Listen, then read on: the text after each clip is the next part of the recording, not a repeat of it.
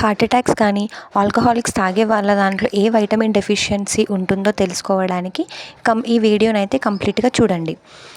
ఇది thymine deficiency వల్ల వస్తుంది. అసలు థైమిన్ డెఫిషియన్సీ ఏంటి అంటే ఇది ఒక వాటర్ సాల్యుబుల్ విటమిన్. సో ఇది మన బాడీలో కార్బోహైడ్రేట్ మెటబాలిజంకి కానీ, నర్వ్ కండక్షన్కి కానీ, మన బాడీలో ఎనర్జీ జనరేట్ చేయడానికి కానీ ఈ వైటమిన్ చాలా బాగా యూజ్ అవుతుంది. సో ఇది మనకు ఏ ఫుడ్స్ తీసుకుంటే వస్తుంది? సో ఇక్కడ తీసుకోవడానికి లీఫీ వెజిటేబుల్స్ కానీ, క్యారెట్స్, గ్రౌండ్ నట్స్, ఎగ్ యాక్, మీట్, నట్స్, సిరల్స్ ఇవన్నీ తీసుకోవడం వల్ల మనకి ఈ డెఫిషియన్సీ అనేది చాలా మట్టుకు తగ్గిపోతుంది. సో ఇది మన బాడీలో ఇంటెస్టైన్స్ లోపల చాలా బాగా అబ్జర్వ్ అనేది అవుతుంది. అసలు మెకానిజం ఏంటంటే ఈ వైటమిన్ డెఫిషియన్సీది థైమిన్ వచ్చేసి ఇక్కడ ఏటీపీతో బైండ్ అవ్వడం వల్ల థైమిన్ పైరోఫాస్ఫేట్ అనే ఒక యాక్టివేట్ ఫామ్ అనేది జనరేట్ అనేది అవ్వడం జరుగుతుంది. సో ఈ విధంగా మనకి ఎనర్జీ ప్రొడక్షన్ అనేది జరుగుతుంది.